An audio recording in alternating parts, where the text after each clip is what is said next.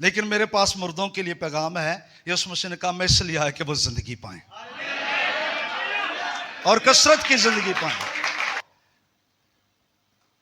ਇਹਦੀਆਂ बड़ियां चपेड़ां पैंदियां ने पर फिर भी रोंदे नहीं ने।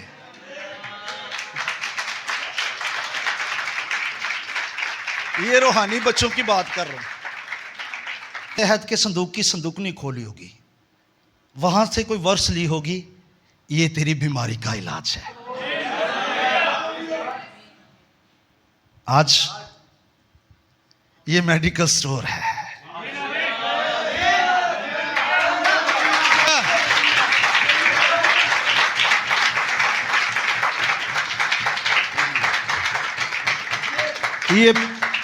ये मेडिसिन साथ लेकर जा, तेरा बीमार ईमान।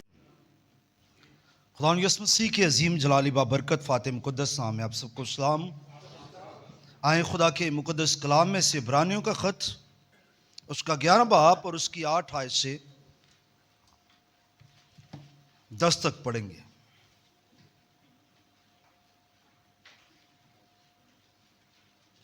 अच्छा है 11वीं और 12वीं भी पढ़ दें, 11 और 12 को भी पढ़ेंगे।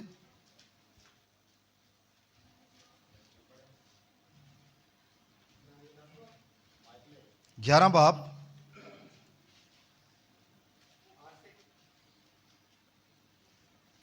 8 से 12 तक पढ़ेंगे।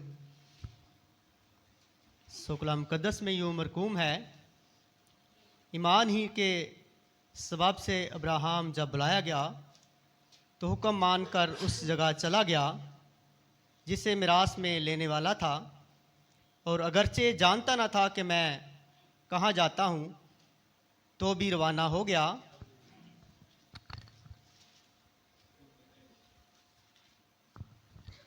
ईमान ही से उसने मुल्के मऊद में इस तरह मुसाफराना तौर पर बुदोबाश की कि गोया गैर मुल्क है, और इसहाक और यकूब समेत जो उसके साथ उसी वादा के वारिस थे खैमों में सुकूनत की, क्योंकि वो उस पायदार शहर का उम्मीदवार था जिसका मिमार और बनाने वाला खुदा है।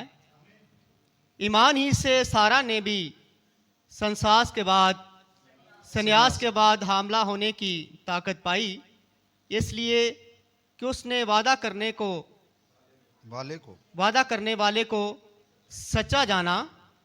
बस एक शख्स से जो मुर्दा सा था, आसमान के सितारों के बराबर कसीर और समुंदर के किनारे की रेत के बराबर बेशुमार औलाद पैदा हुई। इसकी 17 को भी पढ़ दें। ईमान ही से अब्राहम ने आजमाइश के वक़्त इसहाक को नज़र गुजराना, और जिसने वादों को सच मान लिया था वो उस इकलौते को नज़र करने लगा जिसकी बाबत ये कहा गया था, इसहाक ही से तेरी नस्ल कहलाएगी।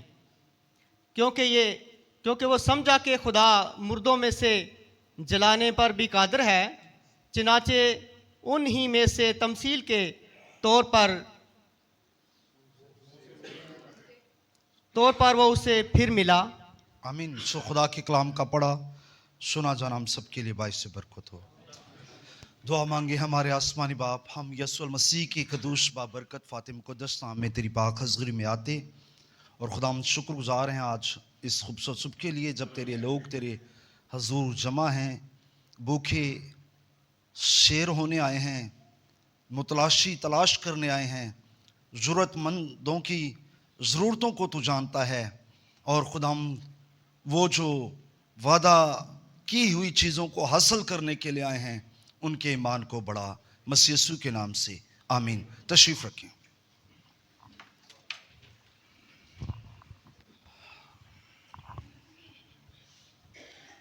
खुदाम की शुक्रगुजारी हो आज सुबह के लिए जब हम फिर खुदाम के हजूर हाजिर हैं ताकि उसके नाम को जलाल दे सकें, और खुदाम की शुक्रगुजारी हो कि हम जुम्मे के दिन सरगोदा में थे और खुदा उनके नाम को जलाल मिले कि वहाँ पर खुदा के लोगों ने खुदा के कलाम के वसीला से बरकत पाई और हमने भी वहाँ पर जाकर बरकत पाई। बहुत सी बातें खुदा के खादम भाई अनवर जो से सीखने के लिए मिली।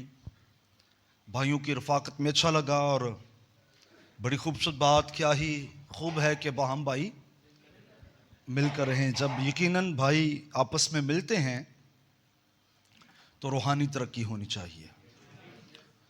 और मैं इस बात को समझता हूं कि कहीं पर रूहानी तरक्की नहीं बल्कि कलीसियों में भाइयों का मिलना बिगाड़ का भी सबब बनता है। इसलिए पौलुस रसूल फरमाता है कि जब तुम जमा होते हो तो तुम्हारा जमा होना जो है तरक्की का बायस बने। लेकिन रसूल कहता तुम में लड़ाई और झगड़े होते हैं। इसलिए कोशिश किया करें कि ला हासिल बातों से किनारा करें, बेफायदा बातों से किनारा करें। रसूल कहता है किन बातों से किनारा करो? जिनसे कोई फायदा ना हो। उन बातों को अपनी जिंदगी के अंदर उतरने दें जिनसे फायदा हो। और मैं जो कहूंगा हम बड़ी मेहनत करके अपने मसरूफ वक्त में से वक्त निकालते हैं कि हम स्टडी करें, दुआ करें, प्रस्तुत करें, अपने आप को मसा से भरें। और जब हम मसा के अंदर होते हैं हमारे पास वादे होते हैं जिन पर हम गौर करते हैं, जिन पर हम ध्यान देते हैं और उनमें हम मसरूर और मसरूफ रहते हैं। लेकिन कोई एक ऐसी रफाकत में हम चले जाते हैं जहां पर ऐसी गुफ्तगू होती है कि वो मसा जो हमने स्टोर किया होता है उस मसा को हम खो बैठते हैं। वो एनर्जी, वो खुशी हम में से जाती हुई नजर आती है। इसलिए कहूंगा कि ऐसी रफाकत तलाश करें जो आपके ईमान को ताज़ा करे, जो आपके अंदर मसा को बढ़ाए। ऐसी रफाकत। और समझते हैं जहां पर कि हमारे अंदर की बरकत जो हमने दुआ के जरिया से, बाइबल स्टडी के वसीला से या मैसेज पढ़ने के वसीला से हमने जो बरकत रिसीव की है, अगर आप समझ रहे हैं कि अब हम किसी के साथ गुफ्तगू करने से अपने आप को खाली महसूस करते हैं तो बेशक वहां से उठ जाएं या कहें कि ऐसी डिस्कशन को बंद कर दें, वो आपके लिए फायदेमंद होगी। तो आज हम जिस मजमून को लेने वाले हैं वो है कि हम वादा की हुई चीजों को किस तरह हासिल कर सकते हैं। और रसूल उसकी जो बुनियाद बता रहा है वो ईमान है। वो क्या है? ईमान। हम ईमान से वादा की हुई चीजों को हासिल कर सकते हैं। और जब खुदा ने वादा किया है तो वो वादों में क्या है? सच्चा है।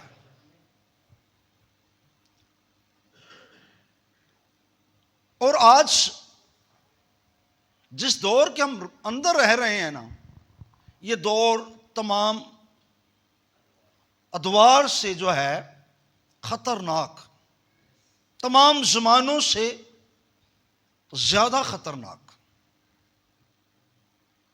जमानों का इख्तिताम है ये। और बदी अरूज पर है, गुनाह अरूज पर है।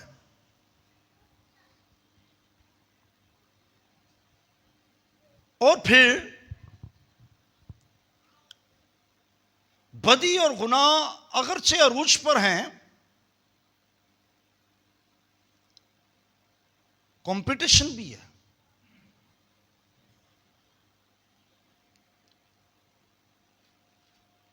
और मैं जब देखता हूं मैं मुख्तलिफ लोगों को, तो एक बात खुदा के लोगों के अंदर भी है और जिस्मानी लोगों के अंदर के जो कुछ ये शख्स कर रहा है, मैं क्यों ना इसको करूं।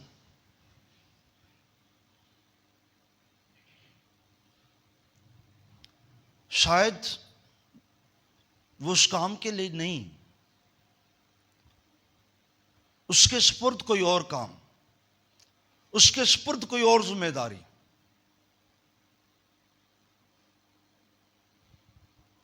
लेकिन तो भी इस दौर के अंदर हर शख्स की ख्वाहिश के मैं नजर आऊं, खानदानों के अंदर, स्कूल के अंदर माँ बाप की ये ख्वाहिश हमारे बच्चे किसी अच्छे मुकाम पर नजर आए, अच्छी ख्वाहिश है। लेकिन तो भी हर जगह पर हम चाहते हैं कि हम नजर आए। मैं ऐसे पादरियों को भी जानता हूं, ऐसे लीडर्स को जानता हूं जो पूरे प्रोग्राम के अंदर कहते हैं स्टेज हमसे छूटे ही ना। हम स्टेज पर नजर आए, हमारे बच्चे स्टेज पर नजर आए, हमारा खानदान नजर आए, कोई और ना नजर आए। यानी एक ऐसा दौर, ऐसा जमाना। लेकिन तो भी मेरे अजीज बहनों भाइयों, इस दौर से महफूज रहने के लिए, बचने के लिए हमें खुदा के कलाम की जरूरत है। और आज वादा की हुई चीजों पर हम गौर करेंगे कि खुदा ने अपने लोगों से बहुत से वादे कर रखे हैं। और मैं आज आपसे जो कहूंगा, हमने पढ़ा, चूंकि खुदा ने इब्राहिम से कहा था कि मैं तुझे बढ़ाऊंगा, मैं तुझे बरकत दूंगा और तू बाइस से बरकत हो। खुदा के वादे इब्राहिम के साथ, और इब्राहिम जो है, जो खुदा के वादों को अपने अंदर रखता था, उसकी बाबत हमने पढ़ा 8 आयत में, ईमान ही के सबब से इब्राहिम जब बुलाया गया तो हुक्म मानकर उस जगह चला गया जिसे मिरास में लेने वाला था। इब्राहिम क्या किया गया? बुलाया गया। क्या किया गया? बस वक्त लोग बुलाए जाने को यह समझते हैं कि खिदमत की बुलाहट है। क्यों जी? बुलाए जाने को क्या समझते हैं? मुझे बताएं, इब्राहिम ने कहां पर कलाम सुनाया?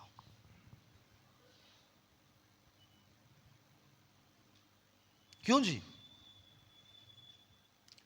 बुलाया जाना खिदमत ही की बुलाहट नहीं है।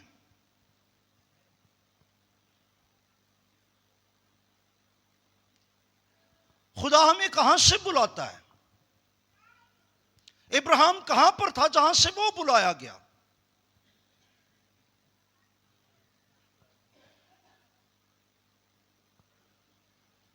इब्राहिम बुत प्रस्त लोगों के अंदर था।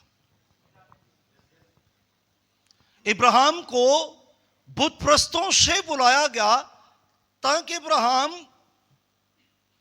जो है जिंदा खुदा की प्रस्तश कर सके,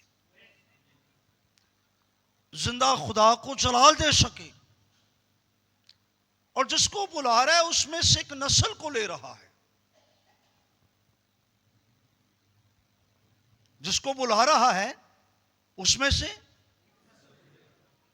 जिसके वसीला से वो अपना जलाल जाहिर कर सके।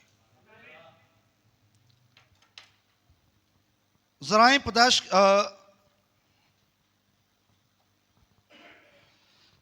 रोमियो के खत के अंदर थोड़ा सा गौर करेंगे वादों पर। क्योंकि ये वादा कि वो दुनिया का वारिस होगा कौन? इब्राहिम।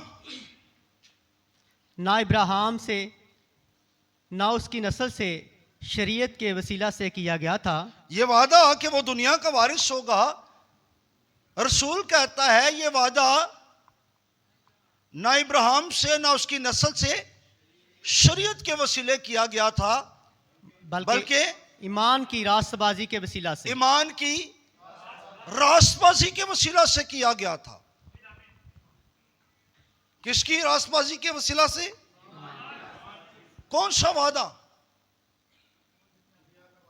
कि वो दुनिया का वारिस होगा। ये वादा किसके साथ था? इब्राहिम के साथ और उसकी नस्ल के साथ। याद रखिए, मैं जरूर कहूंगा, जब खुदा आपको बुलाता है, आपसे जो वादे करता है, वो वादे आप तक महदूद नहीं रखता। वो वादे कहां तक जाते हैं? नस्ल दर नस्ल। वो वादे आगे बढ़ते हैं, आगे बढ़ेंगे। क्योंकि अगर शरीयत वाले ही वारिस हूं तो ईमान बेफायदा रहा। अगर शरीयत तो ईमान क्या रहा? बेफायदा रहा। बेफायदा रहा। हाँ जी। और वादा ला हासिल ठहरा।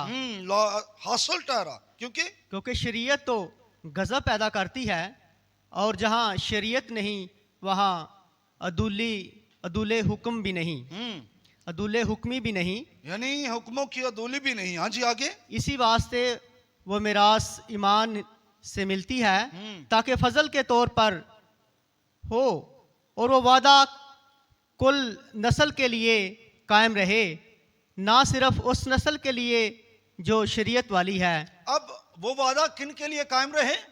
कुल नस्ल के लिए रहे, कायम रहे, ना कि। अच्छा, याद रखें, एक तरफ ये बात जहन में रखें, इससे पहले शरीयत किसके पास आई? शरीयत इब्राहिम के पास आई। शरीयत किसके जरिया से आई? मूसा। और किसके लिए आई? इस्राएलियों के लिए। और इस्राएल नस्ल किसकी है? इब्राहिम की है। इस्राएल नस्ल किसकी है? इब्राहिम की। किसकी है? जरा सारे बोलें, किसकी है? तो क्या शरीयत के जरिया से ये वादा की चीजों में शामिल हो रहे हैं, शरीक हो रहे हैं? इससे क्या साबित हो रहा है? क्या जाहिर खुदा कर रहा है? शरीयत अब जिस नस्ल से, जिस शख्स से वादा खुदा ने किया कि उसकी नस्लों को बरकत देगा, और ये वादा शरीयत के जरिया नहीं है, लेकिन उसी नस्ल को शरीयत भी दी गई, उस नस्ल को।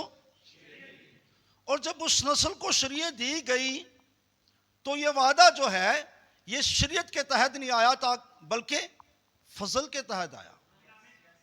यह वादा शरीयत के तहत नहीं आया, बल्कि फजल के तहत आया। और मैं जरूर यहां पर कहूंगा, इस बात को आपने समझना है, फजल के जरिया से हम वादों के अंदर शरीक हो रहे हैं।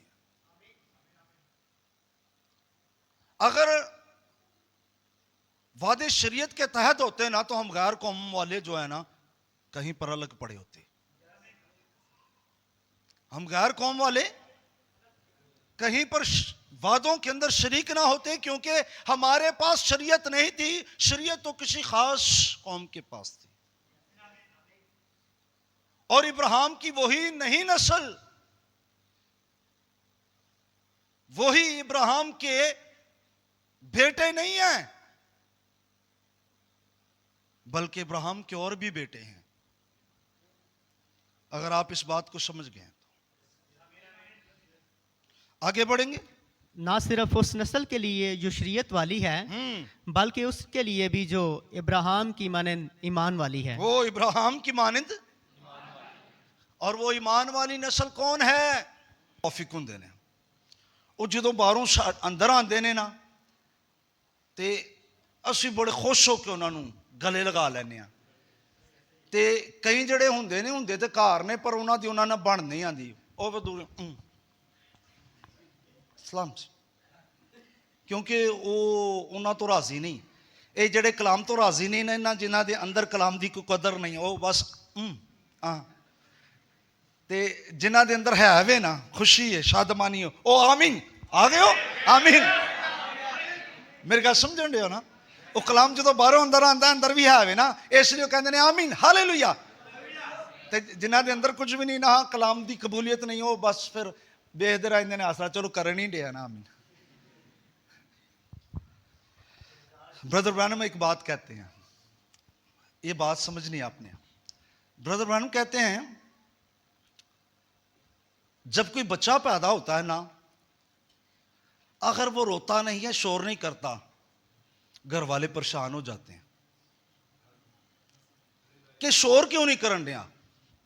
फिर ठा कर दी झंड पैंदी है।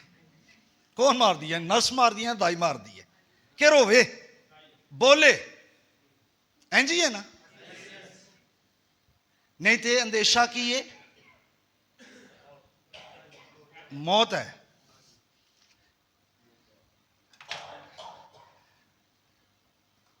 ਇਹਦੀਆਂ ਬੜੀਆਂ ਚਪੇੜਾਂ ਪੈਂਦੀਆਂ ਨੇ, ਪਰ ਫੇਰ ਵੀ ਰੋਂਦੇ ਨਹੀਂ ਨੇ।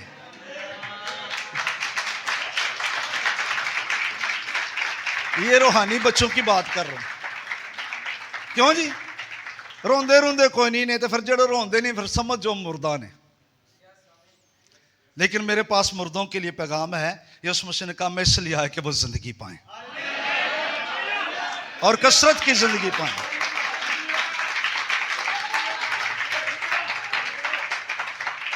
तो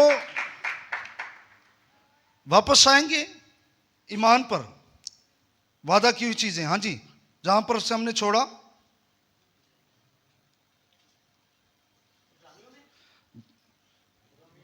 रोमियो च भाजी छड़िया।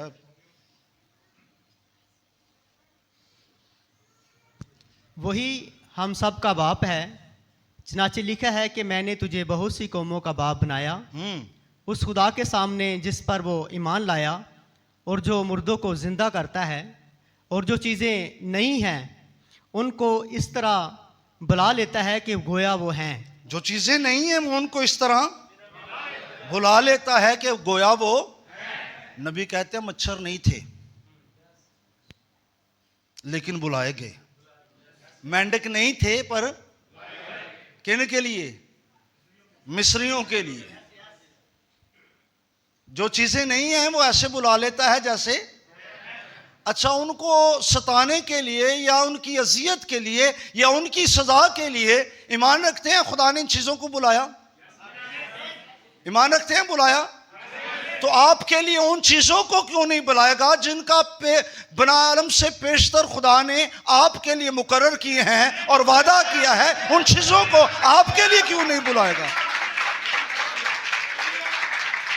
आपके लिए उन चीजों को वो बुलाएगा और आपको देगा भी।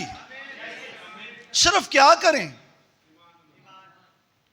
ईमान से उसके पास आए और मैं कहूंगा वादा की हुई चीजों को हासिल करें। खुदा आपको वो सब कुछ देना चाहता है जिसका उसने वादा किया है। उससे कहा पहले तो उसकी रास्तबाजी की तलाश कर, तो ये सारी चीजें, उसने वादा नहीं किया, ये सारी चीजें क्या होंगी? मिल जाएंगी। पहले क्या कर? रास्तबाजी की। हम पहले और चीजों की तलाश करते हैं। हम समझते हैं ये अपनी मेहनत से, अपनी चालाकी से, अपने जहन से इन चीजों को हासिल कर लें। मैंने ऐसे लोगों को भी देखा जिनको कहा गया तौबा कर लें, वो कहते हैं बच्चे भी आने ने, मकान बनाना है। अच्छा, तौबा से वो चीजें नहीं मिलेंगी? तौबा से तो मिलेंगी। पहले तुम उसकी रास्तबाजी की, फिर वो सारी चीजें तुमको ये इसी से तो मिलेंगी। लेकिन जो ऐसा सोचते हैं वो किसी और की माने सोच रहे हैं। जिसने अपनी चालाकी से, अपनी मकारिश से एक सल्तनत कायम करना चाही, एक बादशाह को कायम करना चाहा, और वो इब्लीस था। नहीं मालूम हम क्या करते हैं, किसकी मानंद है। हाँ जी, आगे बढ़ेंगे। वो नामीदी की हालत में उम्मीद के साथ ईमान लाया, ताकि इस कौल के मुताबिक कि तेरी नस्ल ऐसी ही होगी, वो बहुत सी कौमों का बाप हो। और वो जो तकरीबन 100 बरस का था, बावजूद अपने मुर्दा से बदन और सारा के रहम की मुर्दगी पर लिहाज करने के ईमान में ज़ईफ ना हुआ। हाँ जी। और बेईमान होकर खुदा के वादा में शक किया, बल्कि ईमान में मजबूत होकर खुदा की तमजीद की। आमीन। मैं सलीम भाई क्वेश्चन करूंगा, कार कितनी बाइबल पढ़ते हो? तो क्लासेस लगवाएं, भाई को दे दें, भाई पढ़ लेते हैं।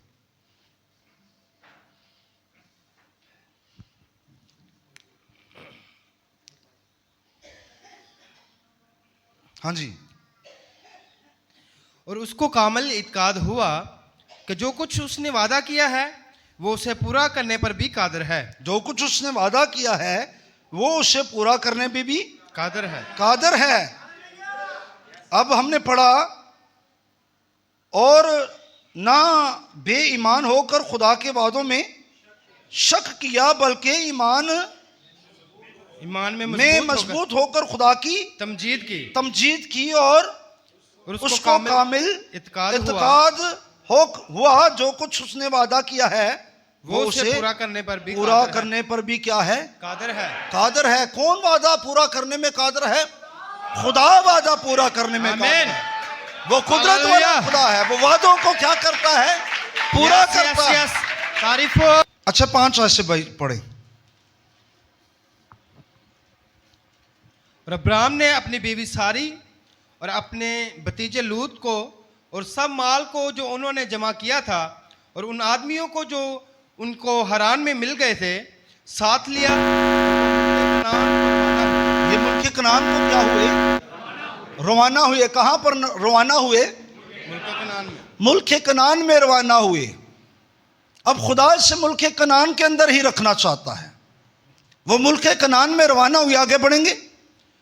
और मुल्क कनान में आए, और अब्राहम उस मुल्क में से गुजरता हुआ मुकाम सिकम में मोरा के बलूत तक पहुंचा। उस वक्त मुल्क में कनानी रहते थे। तब खुदावन ने अब्राहम को दिखाई देकर कहा कि यही मुल्क मैं तेरी नस्ल को दूंगा। अच्छा, दे नहीं दिया, दूंगा। हाँ जी। और उसने वहां खुदावन के लिए जो उसे दिखाई दिया था एक कुर्बानगाह बनाई। अच्छा, किसको दूंगा? तुम्हारी नस्ल को दूंगा। और इब्राहिम ने वहां पर क्या बनाया? कुर्बानगाह बनाई, और फिर वहां से रवाना हो गया। और कहां चला गया?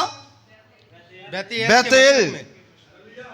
अब वहां से वो रवाना हो गया, चला गया वहां से। अब खुदा ने कहा था ये मुल्क मैं तुझे तेरी नस्ल को दूंगा।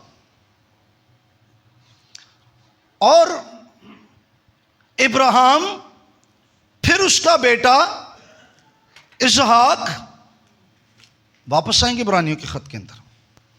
फिर उसका बेटा कौन? इसहाक। और फिर इसहाक का बेटा याकूब। ये तीनों अपने आप को इस जमीन पर क्या समझते, इस सरजमीन में क्या समझते रहे? मुसाफिर। कौन सी जगह पर? कनान के अंदर। वापस आएंगे। हाँ जी, पढ़ेंगे इसी 8 आयत को, 9 को। ईमान ही से उसने मुल्क मौत में इस तरह मुसाफराना तौर पर बुदोबाश की कि गोया गैर मुल्क है। कौन सा मुल्क है? हालांकि ये फ्यूचर में उसकी नस्ल का मुल्क था, बेशक, लेकिन उसको उस वक्त क्यों नहीं मिला? इसहाक को क्यों नहीं मिला? याकूब को क्यों नहीं मिला? क्योंकि लिखा है, खुदा ने कहा अभी अमोरियों के गुनाह पूरे नहीं हुए। अमोरियों के गुनाह, अमोरी उस खित्ते के अंदर रह रहे हैं। और ब्रदर ब्रानम कहते हैं अमोरी जब उस खित्ते के अंदर रह रहे हैं, और खुदा क्या चाहता है, खुदा जो है वो किसी को जो है बगैर अदालत के और बगैर सजा के नहीं छोड़ता। अब जब अमोरियों के गुनाह अबूर तक जाएंगे तो खुदा गज़बनाक होगा और उनका मुल्क वो तुमको दे देगा। जब तक अमोरियों के गुनाह पूरे नहीं हो जाएंगे तब तक वो रहेंगे, लेकिन जब वो गुनाह अरूश तक पहुंचेगा और बुत प्रस्ती की इंतहा हो जाएगी, तब खुदा इस जगह को वो तुम्हारी नस्ल को दे देगा। इसलिए जब अमोरियों के गुनाह अबूर तक पहुंच गए तो फिर मैं जो कहूँगा, खुदा ने वो मुल्क जो है वो किसको दे दिया, इब्राहिम की नस्ल को दे दिया। लेकिन इब्राहिम और इसहाक और याकूब उस मुल्क में ऐसे थे जैसे मुसाफिर थे। क्यों मुसाफिराना तौर पर वो उस मुल्क के अंदर थे? क्योंकि वो मुल्क गंदगी से भरा हुआ था, गुनाह से भरा हुआ था, बदी से भरा हुआ है। और खुदा चाहता है पहले इस मुल्क की सफाई हो, फिर मेरे लोग यहाँ पर काबिज हों, मेरे लोग यहाँ पर रहें। और इब्राहिम से वादा किया ये तेरी नस्ल को दूंगा, और इब्राहिम को पता था ये वादा जो है ये नस्लों के लिए है, और इब्राहिम को पता था इससे एक बेहतरीन शहर है, इस कनान से भी एक बेहतरीन शहर है, इसहाक जाना कि इस मुल्क से भी एक बेहतरीन शहर है, याकूब जाना कि इस मुल्क से भी एक बेहतरीन शहर है जिसका मुमार और बनाने वाला खुद खुदावंद है। वो उस शहर को पाने के लिए अपने आप को क्या समझने वाले हुए, मुसाफिर। बात समझ आ रही है? यह वादा किन के लिए था? इस मुल्क का वादा किन के लिए था? इब्राहिम की नस्ल के लिए। ये वादा, ये मुल्क इब्राहिम की नस्ल के लिए है। लेकिन कब खुदा देगा? जब अमोरियों के गुनाह पूरे होंगे, अमोरियों की खुदा अदालत करेगा, अमोरियों को वहां से निकालेगा। इससे पहले जब अमोरी वहां पर रह रहे हैं, तब खुदा ने इब्राहिम से वादा किया, और इब्राहिम और इसहाक और याकूब ये समझे कि हमारे लिए इससे भी बेहतरीन कोई शहर है। आप में से कितने लोग हैं जो समझते हैं कि ये मोहल्ले, ये गलियां, ये शहर हमारे रहने के लायक हैं? फिर क्यों ज़मीनां दे चक्करां च ए भी खरीद लो, ए भी इंज भी कर लो, वो भी कर लो, वो भी कर लो। किसी बेहतरीन शहर की तलाश करे ना, जिसका मुबार और बनाने वाला। मैं हरगिज़ ये मुखालफत नहीं कर रहा, मैं ज़रूर कहूँगा ज़रूर आप अपना फ्यूचर सिक्योर करें, लेकिन इन चीज़ों से दिल ना लगाएं। इन चीज़ों से इब्राहिम ने क्या किया? इब्राहिम ने जब खुदा ने वादा किया था ना कि ये जगह मैं, ये मुल्क तेरी नस्ल को दूंगा, तो लिखा है इब्राहिम ने वहाँ पर मज़बा बनाया। अहिया शक्कर तो नहीं, बस कार ही बना दे रही है।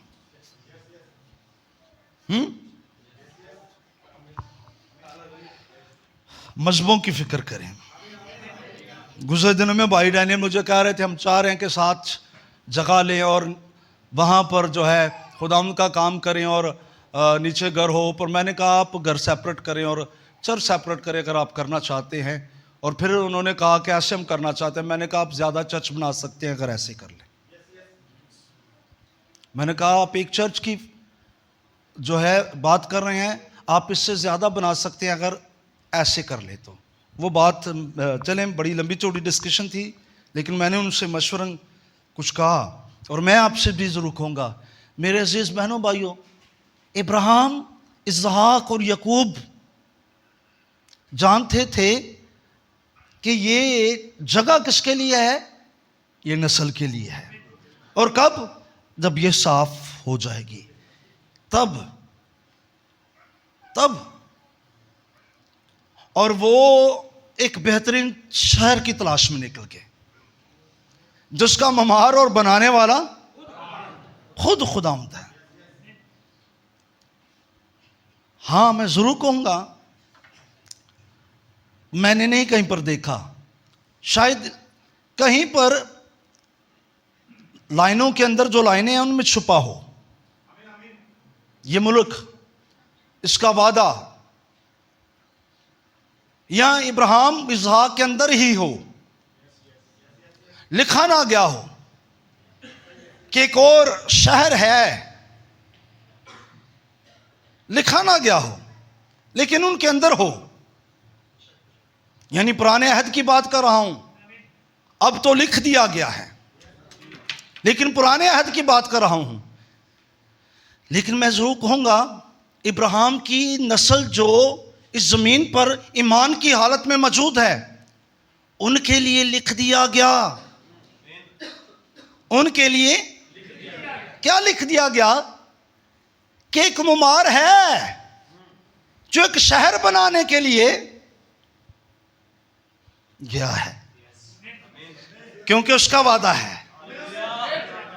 तुम बाप पर ईमान रखते हो, मुझ पर भी तुम्हारा दिल ना घबराए।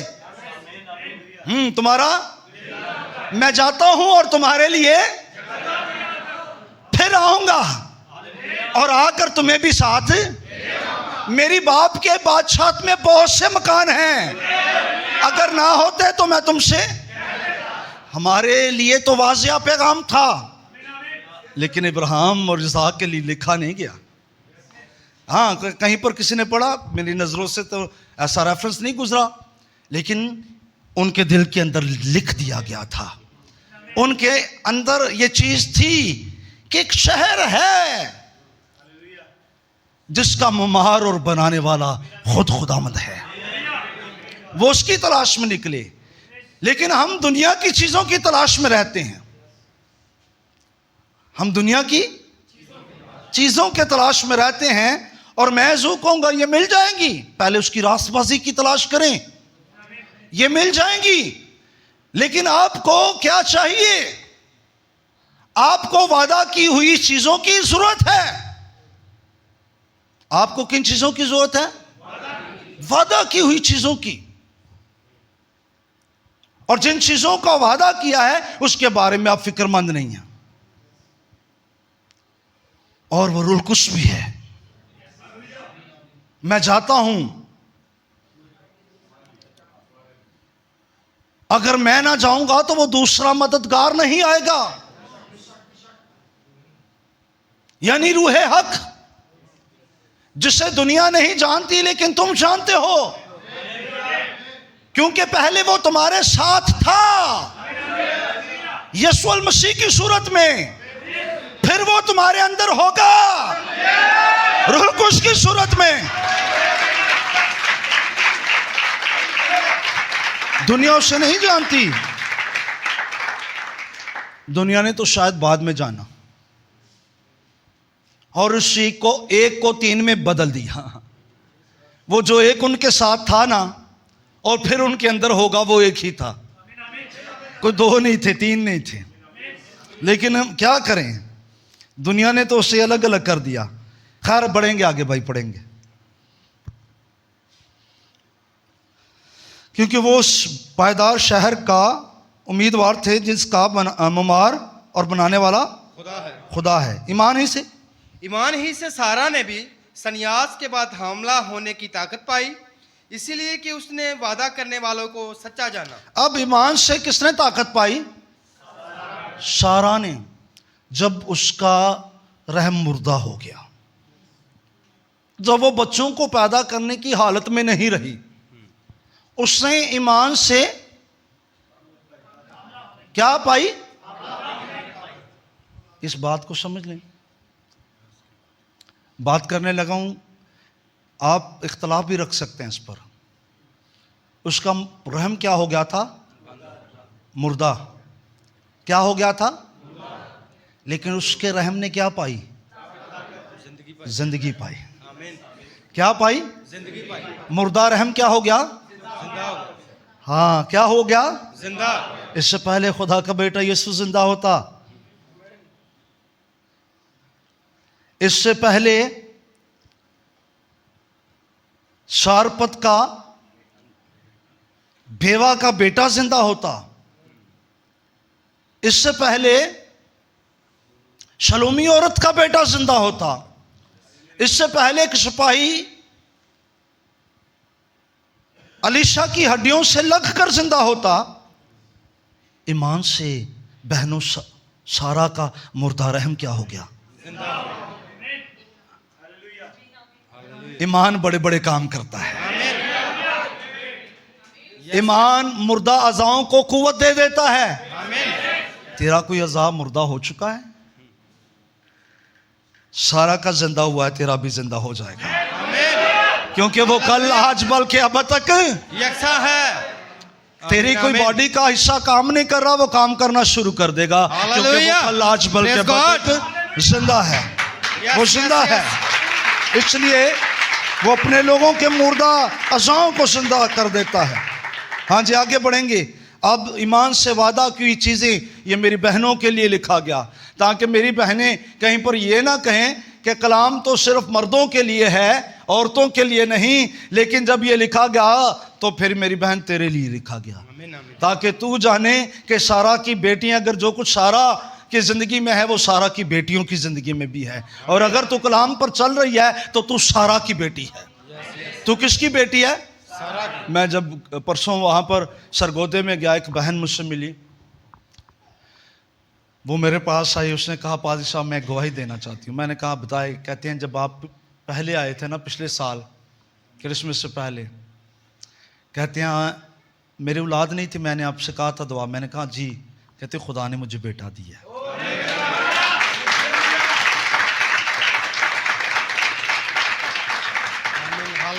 हमारा खुदा जिंदा खुदा है। मैं जो रहम मुर्दा हो चुके हैं ना, खुदा उनको जिंदगी दे सकता है। सिर्फ ईमान के स्पीक पर तो आकर देखें, अपने आप को खालिक तो करके देखें, खुदा सब कुछ कर सकता है। हमारा खुदा जिंदा खुदा है। हाँ जी, आगे बढ़ेंगे। बस एक शख्स जो मुर्दा सा था, आसमान के सितारों के बराबर कसीर और समंदर के किनारे की रेत के बराबर बेशुमार औलाद पैदा हुई। एक शख्स जो मुर्दा सा था, वो मुर्दा शख्स कौन? इब्राहिम। वो मुर्दा शख्स कौन? वो मुर्दा सा था। उसकी हालत ऐसी थी जैसे मुर्दा, उसके बीज के अंदर जिंदगी नहीं रही थी, मुर्दा हो चुका था। लेकिन खुदा ने उसके मुर्दा बदन को जिंदा किया और उससे कसीर औलाद, यानी कसरत की औलाद, ये कसरत की औलाद खुदा ने इब्राहिम से कहा था। फिर वापस जाकर 12 बाप अपने वक्त में घर में पढ़े, खुदा ने कहा था तेरी औलाद ऐसी होगी, इतनी ज्यादा होगी कि वो जमीन के रेत का जिक्र नहीं है वहां पर, वो जमीन के जरों के बराबर, जमीन के गर्द के जरों के बराबर होगी, जिसे कोई गिन नहीं सकता, जिसे कोई गिन नहीं सकता। वो कसीर औलाद, कसरत की औलाद जो गिनती में नहीं है, एक मुर्दा शख्स के जरिया से, मुर्दा से शख्स के जरिया से पैदा हुई, क्योंकि उस मुर्दा से शख्स में ईमान था। उस मुर्दा से शख्स में क्या था? ईमान बड़े बड़े काम करता है। आमीन। इसलिए मैं इस बात को जानता हूं कि जब इब्राहिम अपने बेटे को जो है देकर गया कि उसे कुर्बान करे, तो इब्राहिम इस बात को जाना कि अगर खुदा मुझ मुर्दा में से बेशक कसीर औलाद पैदा कर सकता है ना, तो मैं इसे मार दूंगा तो खुदा इसे जिंदा कर देगा। मैं इसे कुर्बान कर दूंगा, खुदा इसे क्या कर देगा? इससे जिंदा कर देगा, क्योंकि ये पहले काम हो चुका है कि मैं मुर्दा सा था, यस हालेलुया। मैं मुर्दा सा था, तो जो काम उसने पहले किया वो आज भी कर सकता है। बेशक जो काम उसने पहले किया वो आज भी कर सकता है। अगर तू मफलूज हो चुका है तो तेरा मफलूजपन चला जाएगा। यस अगर मर्दो जन की पोशीदा बीमारियां हैं, एक औरत आई ना पोशीदा बीमारी के अंदर मुब्तला, 12 बरस से खून जारी था, तो क्या हो गया? वो खून आना बंद हो गया। वो कल आज बल्कि बतक यकसा है, वो आज भी ये कर सकता है, वो तमाम हालतों को जानता है, वो सब कुछ कर सकता है। इस बात पर ईमान रखते हैं जो पहले हुआ हो वो फिर होगा। यस सर, जो पहले हुआ वो फिर होगा। वो फिर होगा। खुदा का बेटा आज से 2000 साल पहले मुर्दों में से जिंदा हुआ। यस, खुदा का बेटा आज से 2000 साल पहले मुर्दों में से जी उठा। यहां पर कोई खुदा का बेटा है? कौन है? हालेलुया, कौन है? हालेलुया, कौन है?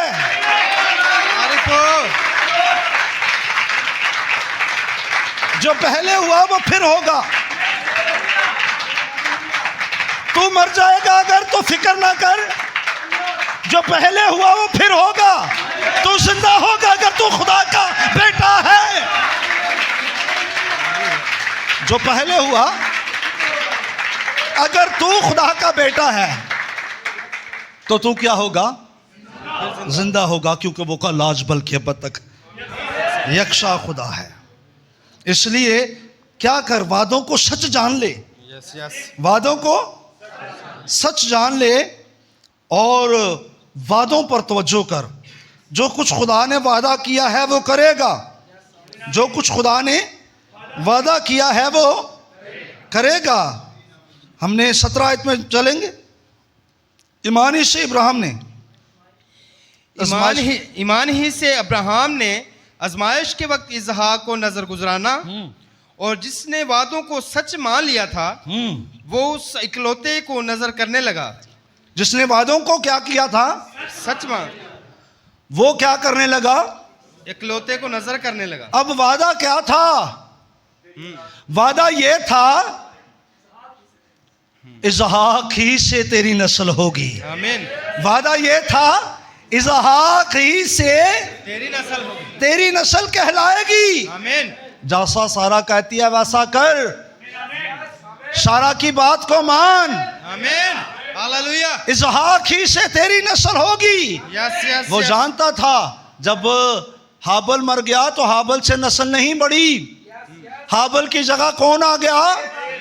शेत आ गया। लेकिन यह नहीं कहा गया था कि किसी और के जरिया से, कहा गया था इसहाक ही से तेरी नस्ल होगी।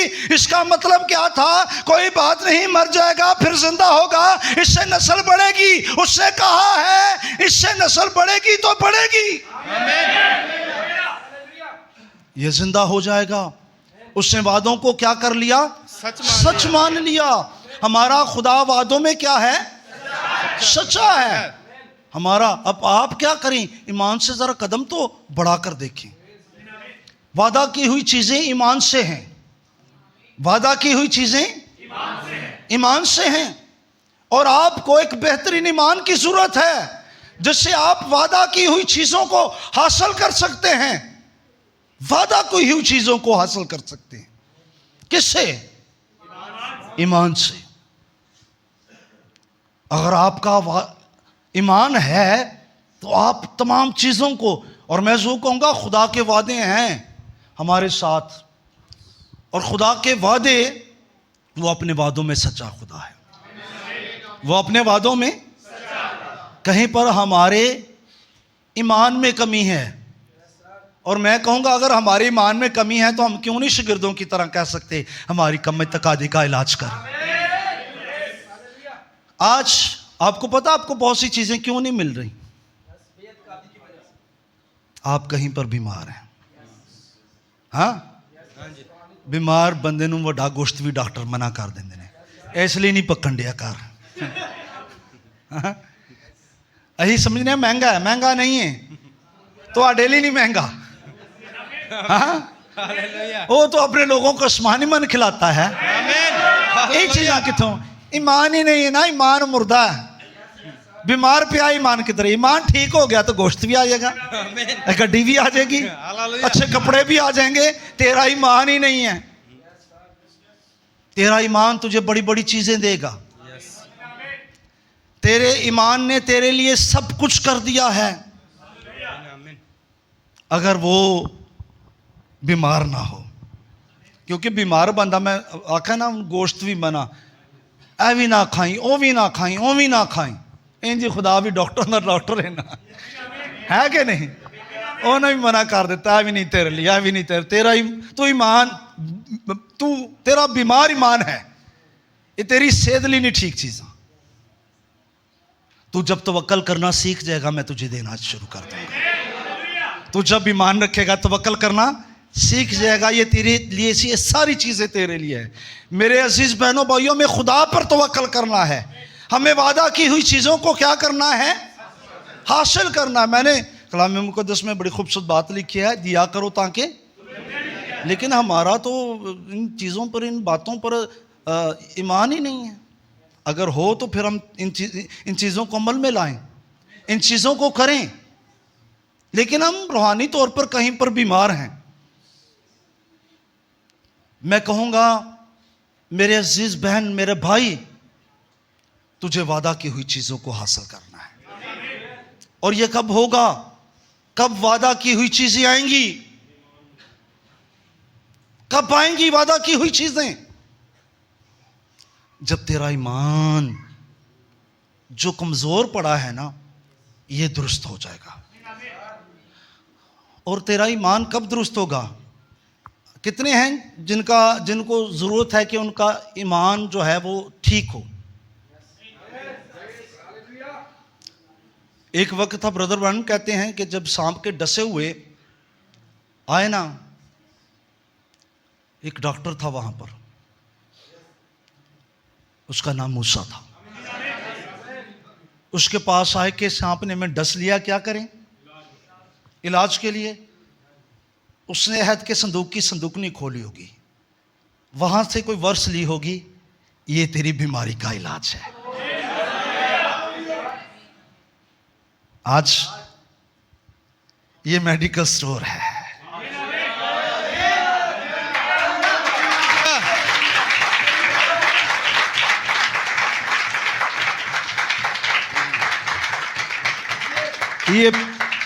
ये मेडिसिन साथ लेकर जा, तेरा बीमार ईमान ठीक हो जाएगा।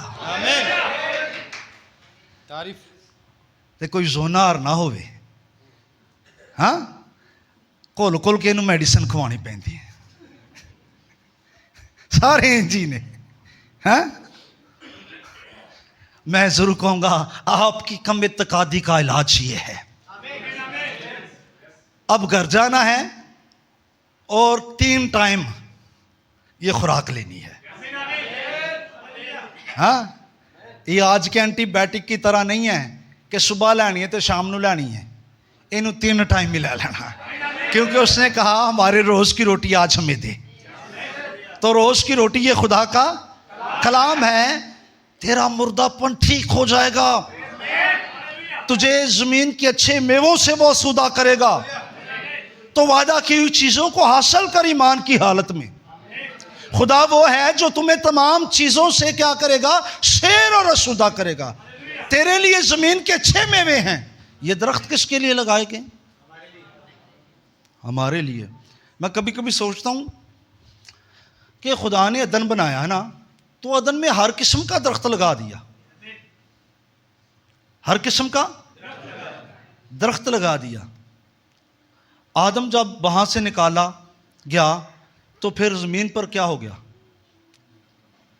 तो खुदा वो था ना जो इब्तदा से इंतहा तक देख सकता था। खुदा को पता था एक वक्त में ये आदम अदन से निकल जाएगा।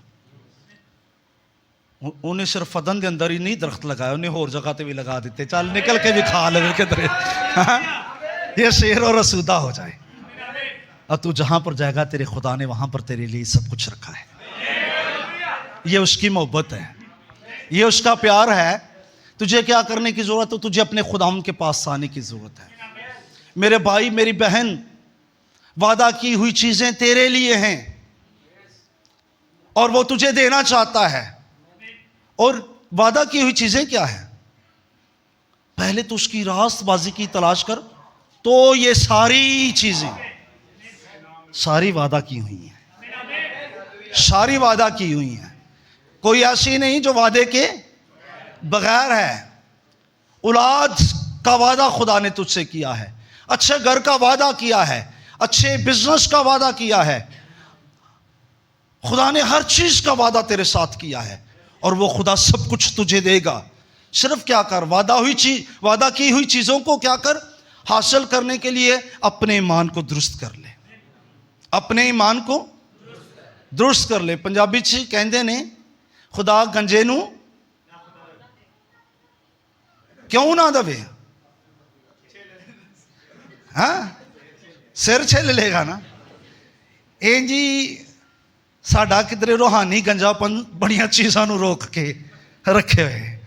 अभी पता है एक था जिसने अपने आप को जख्मी कर लिया। मुझे कल बेटियों ने सवाल किया गंबोध के अंदर, उन्होंने सवाल किया, उन्होंने कहा कि जब फरिश्ते के लूसीफर के पोशाक पर सारे कीमती पत्थर थे उसको दिए गए तो हमें क्यों नहीं दिए गए, हमें क्यों नहीं इजाजत। मैंने कहा बेटा वहां पर पढ़ लो, लिखा है उन्होंने उसके अंदर फख्र पैदा कर दिया, उन्होंने उसके अंदर। मैं क्या वो जड़ा काम पहले हो गया नहीं हूं करना चाहिए था ना, कि ਤੁਹਾਡੇ अंदर भी ना फख्र पैदा हो जाए, इसलिए रोक देता है। आगे एक मर गया। हाँ बात समझ आ गई है। तो बहुत सी चीजें रुकी हुई क्यों हैं, एक किधरे मर ना जाओ। जो चीजें तुम्हारे फख्र का बायस बने उससे तुम मर ना जाओ। तो रसूल क्या कहता है, रसूल कहता है खुदा ना करे मैं किसी चीज पर फख्र करूं सिवाय अपने मसीहा मसलूब की, सलीब के। खुदा ना करे मैं किसी चीज पर फख्र करूं। जब आप उस लेवल पर आ जाएंगे ना, उस मुकाम पर आ जाएंगे कि दुनिया की चीज़ें आपको आम लगे, तो फिर खुदा वो ये दुनिया की चीज़ें आपको दे देगा। और जब ये चीज़ें दुनिया की चीज़ें आपको बहुत कुछ लगे ना, जो आपके अंदर फख्र पैदा कर दे, खुदा रोक देगा कि तेरे फख्र करके मर ना जाए, बस स्टॉप नहीं देनी। और मैं आज आपसे कहूँगा, आप जब ज़मीन की चीज़ों पर आंखें लगा कर रखेंगे ना तो ये बड़ी हैं, बड़े बड़े घर, बड़ी बड़ी गाड़ियाँ, बड़े बड़े ब्रांड, ये बड़ी चीज़ें हैं आपके लिए। लेकिन जब आप आसमान की चीज़ों को देखना शुरू कर देंगे ना तो ये छोटी हो जाएंगी, फिर ये फख्र नहीं पैदा कर सकेंगी। फिर तो दे देगा ये नाले दा केड़ा दिल लग्या था, हाँ ये ना केड़ा दिल लग्या, इन्हें केड़ा फख्र पैदा करना है। तो कहां पर देखना है, ये फिर सारियां थलों दियां मिल जाएंगियां। पहले उसकी रास्तबाजी की तलाश कर, ये सारी चीजें तुमको पहले उस लेवल तक ले आना चाहता है, फख्र ना पैदा करना। तो किसकी चीजों को देखना है, आसमान की चीजों को देखना है। भाई अनवर जुवेद कलाम सुना रहे थे कि जो कुछ जमीन पर था वो आसमानी चीजों का अक्स था, जो कुछ जमीन पर था। इसलिए खुदा ने पहले दिन कुछ बनाया, जो कुछ बनाया वो आसमानी चीजों को की नकल बनाई। वो दरख्त, वो पौधे, वो चांद, वो सूरज, वो सितारे, सब कुछ आसमानी चीजों की नकल थी। जब सब कुछ खुदा बना चुका 5 दिनों के अंदर, जो छठे दिन में खुदा ने क्या किया, खुदा ने कहा अब सब चीजों की नकल तो बन गई है, एक मैं ही हूं जिसकी नकल जमीन पर मौजूद नहीं है। और छठे दिन उसने क्या किया, छठे दिन उसने अपनी ही नकल बना दी, अपनी ही कॉपी बना दी, और वो कामिल आदम था। वो क्या था, तो सब कुछ ऊपर है जो बगैर लानत की है, क्योंकि उन्होंने तो थल्ले गिरा दिता गया ना जड़ा लानती से। मेरी गल समझ गए हो ना। तो आप ऊपर की चीजों को क्यों नहीं देखते? जब वो नजर आ जाएंगी तो फिर जमीन की चीजें फख्र नहीं पैदा करेंगी, और जब फख्र नहीं पैदा करेंगी तो दे देगा। हाले तक क्यों रुकियां ने ये जो को महंगे कपड़े पाए होंगे ना फिटोर ही और होंगी है, हाँ? ये इंसानी घुमंड खुदा इससे ख़त्म करना चाहता है। खुदा इससे क्या करना चाहता है? ख़त्म करना चाहता है। खुदा आपको वादा की हुई चीज़ों में हासिल करना चाहता, आपको देना चाहता है। आप उसे हासिल करें। और किस तरह कर सकते हैं? ईमान से। किस तरह कर सकते हैं? ईमान से। कितनों का इब्राहिम बाप है? आमीन। सारा कितनों की माँ है? अच्छा, माँ प्यो की खसूसियात है औलाद अंदर होंदियां ने ना,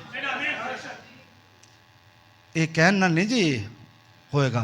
वो पता छोटे छोटे असी होंदे हाँ ना, छोटे छोटे होंदे हाँ, ते वो ना ये वेखीदा सी कि किहे दा बा काम तो आंदा है ना, तो बच्चे दौड़ के ना अगे वो झोली च वड़ जाते हैं। कई बच्चे ना वो इंज दे माँ प्यो होंदे हैं, टॉफियां दे दिंदे हैं बच्चों को, ते कई बच्चे खुशी खुशी वो भी दौड़ के वो टाफी के चक्कर तो, लेकिन वो चुकता तो उन्होंने ही है ना जरा अपना। हाँ, दावेदार तो दौड़ के जाने वाले तो बड़े, हाँ जिन्ने मर्जी कहते रहो। Hallelujah, praise. बात को समझना है। आप इब्राहिम की नस्ल हैं, आप इब्राहिम की नस्ल हैं। वादा की चीजें आपके लिए हैं। और अब क्या करना है? इब्राहिम जैसा ईमान तो दिखा दें, क्योंकि जो कुछ बाप के पास है वो आपके पास होना चाहिए। जो कुछ माँ के पास है वो बेटियों के पास होना चाहिए। वो फितरत, वो खसलत, वो चीजें दिखाएं, वो चीजें जो इब्राहिम और सारा के पास थी। अगर वादा की हुई चीजों को लेना चाहते हैं, अगर वो चीजें जो खुदा आपको देना चाहता है उनको हासिल करना चाहते हैं, तो इब्राहिम जैसे बनकर तो दिखाएं, सारा जैसी बनकर तो दिखाएं। खुदा वादों को पूरा करना चाहता है। खुदा वादों का वादे किसके लिए हैं? ईमानदारों के लिए। वादे किसके लिए हैं? ईमानदारों के लिए हैं। तो क्या आप ईमानदार हैं? आमीन। तो फिर मैं जो कहूँगा मेरे अजीज बहनों भाइयों, अगर आप ईमानदार हैं सब कुछ आपके लिए है। बस कहूँगा ये बीमार जो ईमान है ना, जिसका इलाज बस इसमें से रोज़ाना एक एक डोज लेना शुरू करें, सुबह शाम दोपहर, इसमें से लेना शुरू करें। ये सब कुछ ठीक कर देगा। ये सब कुछ क्या कर देगा? आखिरी बात का केस बंद कर देना। वो ये सब कुछ ठीक कर देगा। किस तरह कर देगा? लिखा है इब्तदा में खुदा ने आसमान और ज़मीन को बनाया, पैदा किया, खलक किया। ज़मीन वीरान और सुनसान थी। एक तर्जुमा कहता है ज़मीन बेडौल थी और इसमें ज़िंदगी मौजूद नहीं थी। ज़मीन क्या थी?